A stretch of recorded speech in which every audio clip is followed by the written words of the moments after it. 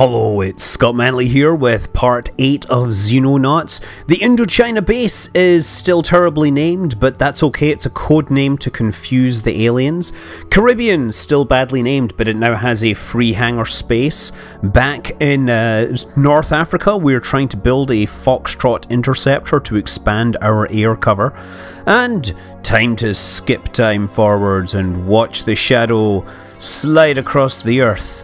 Whatever the aliens are doing, they're not messing with our day, night and cycle. They can't take that away from us. And in the lab, we have a bunch of research going on. We're still researching the ground vehicle because... oh, there we go, the Hunter armoured car. It's a small armoured vehicle that's used for scouting and fire support during combat missions. It fills the space of 2 soldiers in the dropship, but is tougher, can move faster and has a longer sight range than a soldier. So essentially it is a light armoured vehicle. The Hunter is equipped with dual 30 cal machine guns, which are powerful but inaccurate. They are better suited to suppressing our foes than slaying them, making the Hunter a useful infantry support vehicle. If you would like to upgrade its firepower, your engineers believe they could refit the turret with a powerful explosive rocket instead. However, these are hardly likely to leave much behind for my team to study. Yes, right, always caring about your research rather than my men.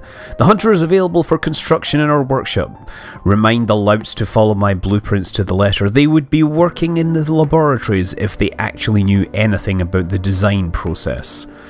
The Viper rocket track is an alternate option of the Hunter scout car, substantially increasing the vehicle's firepower by replacing the guns with big explosive rockets. Blah blah blah blah.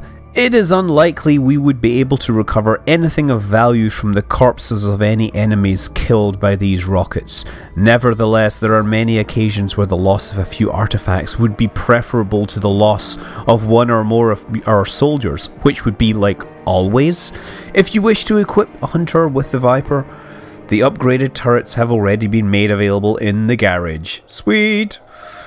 Okay, meanwhile, we gotta get our science people back on that directional thruster thingy so we can build our super dropships using alien technology to fly them around. And we're probably gonna start needing some more engineers. Let's get them. Okay, so I've skipped forward a few days. We had another wave, we killed a bunch of civilians, we made a bit of money, and the Indochina base has its hangars finished, so it's time to start populating them with new planes. The Condors are cheap, since the Foxtrots will take a while to build. And our engineers have churned out another Foxtrot, another death-dealing aircraft for my squadrons. Okay, so instead of building another one, we should build the Hunter Scout car, which will take 40 man days and cost me... oh, I need garage slots, which means I need to actually build a garage. There we go.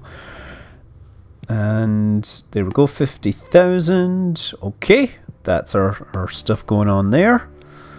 And we'll just continue building the Jackal armor in the meantime, since it's nice to have that for protecting my men from being shot. Okay. Ooh. So I've noticed, incidentally, that my cash flow is starting to get rather low. My cash is at about 40k and slowly decreasing. Not so slowly decreasing. That's a time acceleration for you. 30,000. You know, at this point, I'm wondering when I might have to stop building the Jackal armor if I don't get attacked soon. 20,000. Okay, we have 2 new aircraft at Indochina. Now all we need is a wave of hostiles to shoot down. 15,000. Come on, bad guys, I need to make some money. 9,000, 8, 7, 6, 5. Okay, we have hostiles incoming. Intercept them, shoot them down so I can bring an airstrike on that side. Okay, so this is a fast one. Just throw... let me see, throw a couple of Foxtrots, I think. Yeah, Foxtrots. And we shouldn't need that Condor. That's right, okay. Get in there, because every second you waste is dollars that I'm losing. Okay, intercept. Intercept that one, and we're in the Caribbean. We've moved the Foxtrots over, you'll notice, in the meantime. So we have a couple of Foxtrots heading over there. UFO 29 also in South America once again. So we have 2 Condors we can send after it, but they're not going to be ideal. Nevertheless, it's good to harass these targets because a couple of waves of Condors can kill a Corvette by the looks of things. You just need to hit it twice. Okay. Kill it! Kill it with fire, kill it with missiles, kill it with whatever you can. Just make sure... Yeah, it's over land, so let's just auto-resolve this thing. Brilliant! Foxtrot 1 and Foxtrot 4 have brought down a hostile, and we are going to terminate it using an airstrike so that I get some cash to stop my cash flow disappearing. That was only a small target. These other ones, the Corvettes, those will have the big targets. Okay, UFO 28. Time to engage this. We're more or less tailing it. Brilliant. Foxtrot 2, Foxtrot 3. Close range as fast as you can. We're going to throw a couple of avalanche torpedoes up its jacksy, as we say in technical terms. Okay, so you see it's turning, so what you can do is try to make them fly over the other side, and maybe it will change speed. Nope, okay. Missile 1, Missile 2 away. Turn off the afterburners. Slow the hay down. Okay, we need to fire another couple of avalanche torpedoes against this thing.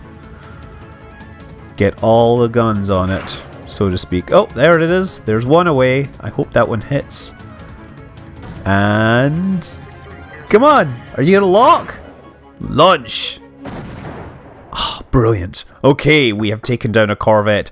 Time to send a highly trained team to deal with the locals.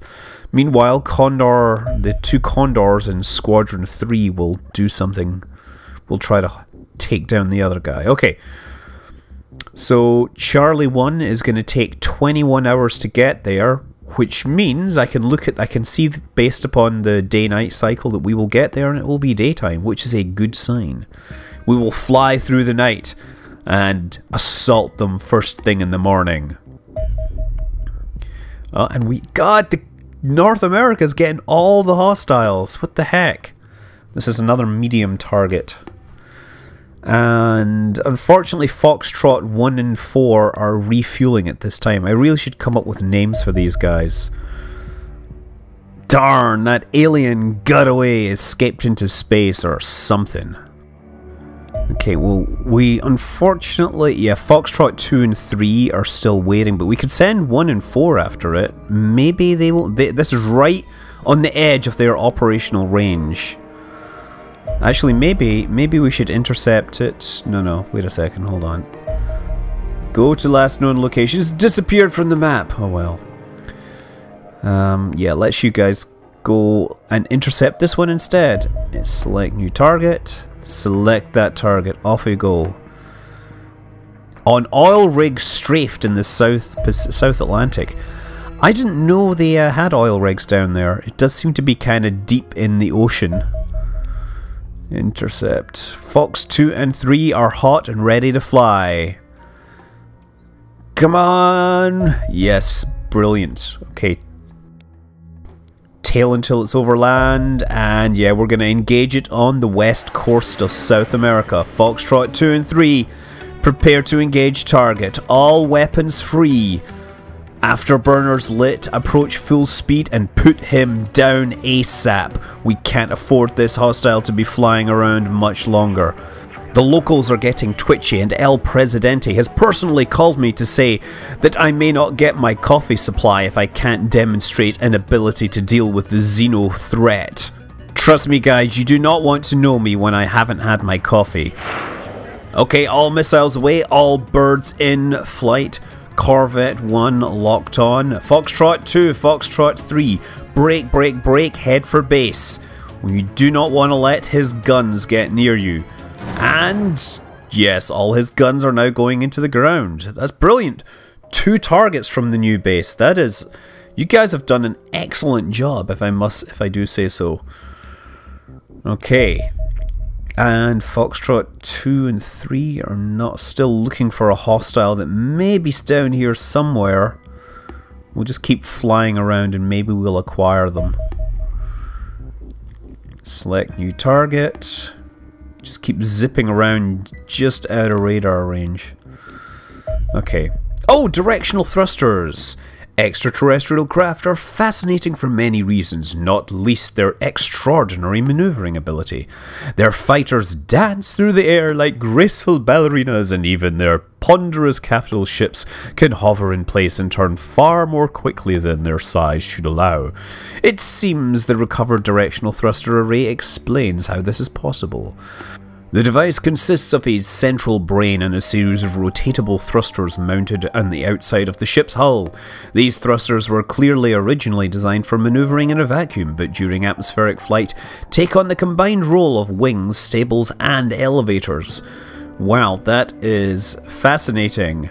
I want to see some of this stuff in Kerbal Space Program. The brain is an oval-shaped structure roughly the size of a car engine. It contains a crowded arrangement of sensors and a dense mass of biological electronics that we believe automatically stabilizes the flight of UFO based on the incoming sensor data. Well, anyway, the idea is we'll be able to develop this and make better aircraft, which I'm all for, since my aircraft are rubbish. Okay, next thing, it's all alien research. We could do explosives, alien plasma technology. Yeah, let's do that. Plasma technology. Maybe we can learn how to make their weapons and turn them against them. Fight fire with fire, as they say in cliched movies, huh? Trust me, fighting fire with fire can be a really bad idea if you don't know what you're doing. Like, don't go pouring gasoline over, a house fire to put it out. It doesn't tend to work particularly well. Okay, so we have another officer present at this crash site. At the request of a couple of people, they wanted to see a completely uncut battle, but do it at 4 times regular speed. So, well, here we go. This is going to be what I did, and I'm going to try to figure out what I was actually doing. Obviously, there is a hostile there already, and I tell you, this music is pretty darn disturbing. Sam Coleman hiding behind the hay bales and delivering lead towards our targets. Hey, Mia Bakken is doing a pretty good job with her little pistol. There we go. Victor Duda. His name is Victor. He's not Victor. And we have Max Goldberg, once again, from Japan, suppressing the target. Great. We can't shoot out of the side of the spacecraft or the aircraft because we don't have a clear line of sight because of that hay bale. From here, however, we are able to get a clean shot at the target. Yeah, 100% block basically with that hay bale. We could of course just... Oh, we have another target there. Crap, we've got 3 targets! Far too many targets. Get back inside. And we have the rocket launcher person. More shooting. More shooting. Lots of shooting from all sorts of angles. And hostiles appearing where and wherever they want. Keeping the hostile suppressed, and 1 Xeno down. And Catalin Alfoldi makes her debut on the squad by, well, pretty much nuking the target with a rocket launcher. Never one for subtlety, these Eastern European women, are they? No, they know what they want and they get it. Especially if what they're wanting is a dead alien, because they're pretty good at it. Okay, shooting at this and hopefully keeping alive. And turning around here. Whoa, my god, there's like tons of them here. That's like 6 enemies we've seen so far on this map. They're just like out and about. Obviously, the officer's telling them get out there and get shot. Certainly they're not particularly good at shooting us. Okay. Just keeping everyone, trying to move them around and keep them in locations where they can actually shoot at the targets. So that... Oh dear, shooting. The discs, I do not like those discs. Even although their guns don't seem to be hugely dangerous, I think it's more the way they deliver like a hail of fire from outside my visual range. That's always kind of disconcerting. Okay, well, Catalin has reloaded her rocket launcher, but it'll be a little while before she can actually use it. And we're going to bring Victor over and toss a grenade, a stun grenade at another alien. Seems to be a hugely efficient way of dealing with the hostiles is using these stun grenades. The gas will put them down in short order. The only thing that does seem to be immune is, of course, the flying discs right now, which is hiding somewhere. Shooting hostile and... oh, no, lasers. I don't know, something going on there. That happened too fast for me to see what was going on. Okay, well, grenades aren't going to do much good. Just shoot him. Shoot it. No explosion. Now hide. Let's take a step around. Shoot. And still not down. Get back in cover. And we get our armored, our shield person moving up that way. Now that we've dealt with all the hostiles in that corner, we can afford to send some crew around the top side. Meanwhile, we have some dark areas here that we need to investigate, so I'm going to send my rocket launcher person up that way. I'm going to send my sniper down that way. We have... ooh, look, they've just popped their heads out one last time. Yeah, now that I have like 5 people ready to shoot at it, the one person kills it in a single shot. Typical. Okay. Oh, hostile sighted! Hostile sighted. Get back inside cover. There we go. Now, they are sitting next to that big fuel tank. I could probably blow them up if I was really smart. But I think I'll just try and shoot them in the head. Okay, so we've brought 2 armor shield people over this way. We'll send the rest of the squad around that way because that all seems to be like open ground. Catalan can come this way. She'll back us up if we encounter anything big. I could totally like blow up that building with the rocket launcher if I wanted. It'd be a big explosion. Very satisfying. Okay, Sam Coleman, are you ready to deliver judgment? Well, Victor Duda is going to do it first. Come on! Oh, we got him suppressed, but we still haven't got any... What? It's taken 3 of us to put this alien down. It's not like it was an officer either. Okay, well, Catalan, you've got points left.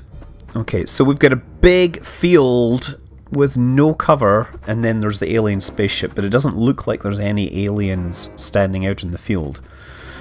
Nevertheless, we will continue to approach with utmost caution. Catalan's going to stand there with her pistol, providing backup while our shield people go taking a look around. Sam Coleman, moving over this way with his sniper rifle. If you're paying attention, you'll notice the squad has 3 riflemen, 2 snipers, 2 shield people, and 1 missile launcher or rocket launcher person. So that's a little more balanced. I don't have any assault troopers right now. I should really bring some of those back into the fold. I think the problem is that my assault team just keeps getting killed. But nobody's in here. Okay, we're going to run around, circle the UFO. We have them surrounded. We have them surrounded on every side. We just need to make sure they don't poke their heads out at the wrong moment. So moving everyone into position so that we can cover this door. Meanwhile, we have one last building to check. Mia is going to take a quick run around. And Mia, take a look. Stand in front of that door just in case they poke their head out. And Victor takes a quick look through here. We are all clear here. The area is secure. Okay, everybody converge on the target. Everybody converge on the UFO. There are no hostiles in the open right now.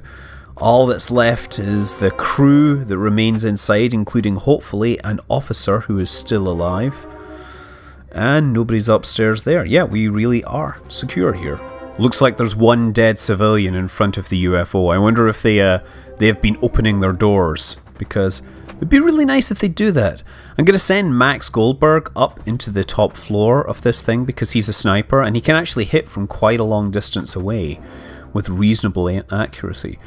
Lewis Mitchell is going to sit here at a distance as well, and we'll just start moving everyone right up in front of the target. There we go. Get our rocket launcher person. Honestly, since we're trying to take an officer alive, I don't see our rocket launcher crew doing very much, since I don't actually have the stun grenade or the stun warheads. Okay, Mia, there you go. Now we're all set up. And of course, since I'm post-commentating on this, I realise that this is not necessarily a good move to bunch everyone up in front of the UFO, especially with an officer inside. Turns out the officers tend to use grenades, and if you have a whole bunch of people together, they will quite happily lob a grenade on you, either wounding everyone or sometimes killing everyone with a single shot. So yeah, don't do this, especially if you're dealing with a UFO, especially if you're dealing with an officer. Yeah, I'm surprised that I did not get killed. Well, the reason I didn't get killed, actually, is going to be apparent any minute now, and I'm sure you can guess what it is, because my luck is terrible. Okay, doors are open. We are moving crew in there, ready to engage at close range. And no hostile here. Nothing? Nothing? All clear. Well, apparently they didn't want to come out that way. Oh, look! There's the officer. Yes, once again, I got a UFO without an officer that was alive. So yes, capture alive? Ha! Gotta make sure he doesn't die first. Yes, well, at least we're dealing with that guy. Shoot him! Stun him! Shoot him! Oh dear, that's a problem. Okay. Shoot him from that side! Ah! He's still there. He's still holding out despite all... Oh wait, there's a bad guy behind me! What a moron! I never checked my back and I've been shot at. Sam Coleman is still walking, but he is bleeding. Thankfully, we have people on hand with medkits and, of course, a stun grenade to deal with the last one. Well, despite my terrible tactics breaching the UFO, Sam Coleman survives to fight another day, and we walk off with $75 million worth of stuff to, of course, continue our program. And continue we will, because we still have to capture an officer. Maybe we'll do it in the next episode. Who knows? Until then, I'm Scott Manley. Fly safe.